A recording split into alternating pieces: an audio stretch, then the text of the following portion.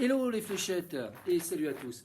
Alors de retour après une semaine intensive au niveau de la bricole et puis un petit accident de jardinage dû à un maniement un petit peu excessif du piochon pour venir à bout de rhizomes de bambou très envahissants.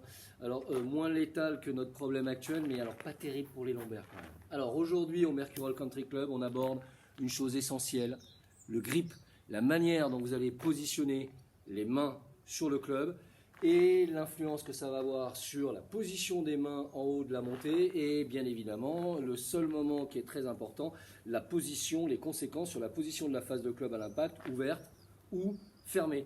Alors on ne va pas utiliser ni de casque, ni de boule de pétanque, ni de balai et autres accessoires un petit peu farfelus. Alors on va utiliser un gant. Même un gant Mappa, ça peut faire l'affaire. Ceux qui sont dans un bureau ou les écoliers, un petit double décimètre ici. Ou alors, pour les cuisinières, les cuistots, ça vous l'avez tous à la maison et c'est parfait. C'est une petite spatule en bois, tout simplement, pourvu que ça soit rigide. Alors, on parle essentiellement de 3 grips, d'une manière générale. Le grip très fort, un grip plutôt neutre, voire un grip un peu faible. Alors, on peut voir chez les meilleurs au monde, on voit un peu de tout. Pendant des années, on nous a dit, voilà, pour ceux qui faisaient du slice, il faut vraiment avoir un grip un peu fort. Alors le grip fort, qu'est-ce que c'est? C'est quand on prend le club vraiment à la base des doigts et qu'on a tendance à faire une petite rotation interne là ici, où on est vraiment dans la possibilité de, lorsque l'on regarde vers le bas, de voir la marque du gant et de voir quasiment toutes les articulations des phalanges. Ça crée d'ailleurs un petit angle ici au niveau entre l'avant-bras et le poignet. Alors les conséquences de cette prise qui est très forte, en haut de la montée, on a une face de club qui est complètement orientée vers le ciel. Voilà, ça c'est le grip fort. Un grip qui va être inversement exagérément faible, donc le club est beaucoup moins à la base des doigts, mais beaucoup plus dans la paume. Eh bien, si j'ai un grip très faible, eh bien, de cette position-là, je suis dans l'incapacité de voir la marque du gant, je ne vois aucune phalange ici, et je suis même capable de distinguer le bout des doigts. Alors, ce grip-là, si jamais vous avez tendance à très vite utiliser les poignets et envoyer votre club un peu vers l'intérieur, là, la face de club a tendance à s'ouvrir. Et en haut de la montée, on a un poignet qui est très creusé. Ici, j'ai vraiment un angle marqué et une pointe de club qui est vraiment vers le bas. Alors, les conséquences de cette position-là, si on tourne très vite les épaules, eh bien, on a tendance à revenir de l'extérieur vers l'intérieur. Ça ouvre la face de club et ça nous fait cette trajectoire qu'on ne supporte pas en général. Le fameux slice, donc une balle qui va partir à gauche et qui va finir à droite, inversement pour les gauchers. Donc, pour travailler ça, ce qu'on va essayer de faire, alors vous allez me dire, il y a des poignets un peu bombés, on le voit chez Dustin Johnson, John Ram, pardon, et il y en a pas mal, mais d'une manière générale, la plus grande majorité des très bons joueurs ont un poignet parfaitement à plat. C'est-à-dire qu'il n'y a pas de manipulation par les mimines.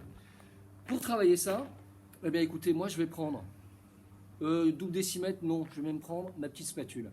Eh bien, ce que je vais faire, je vais coincer la spatule dans mon gant, là ici. J'ai même pas besoin de club.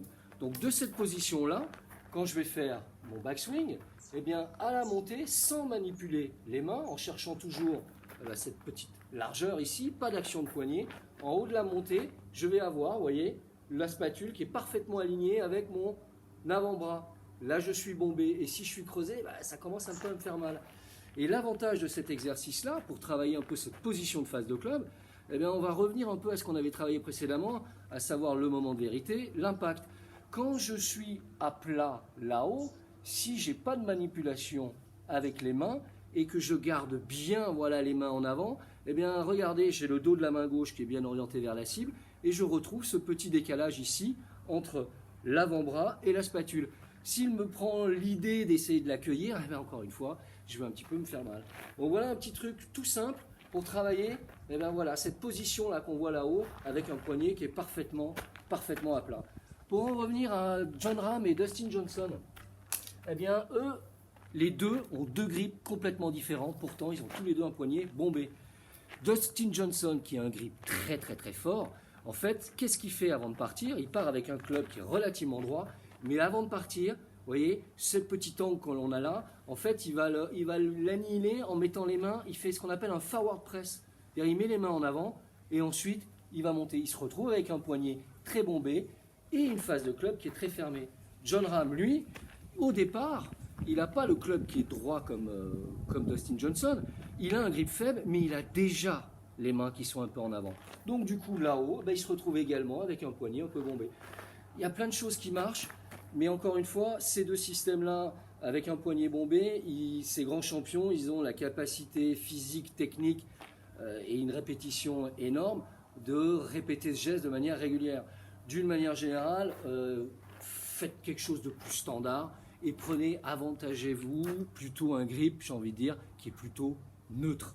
À savoir, voilà, on voit les deux premières articulations. Et mon petit double décimètre, il peut être très utile pour travailler ça. Je le mets, vous voyez, à la base de l'auriculaire ici, et je le prends. Et de cette position-là, je vois un peu la marque du gant, et on va dire une ou deux phalanges, pas plus que ça. Voilà un bon moyen de travailler également son grip. Voilà, chers amis, je pense qu'on va bientôt se revoir, et je l'espère, parce que ça commence à être super long. Et je vous dis à très très très vite pour une petite vidéo. Bisous, ciao.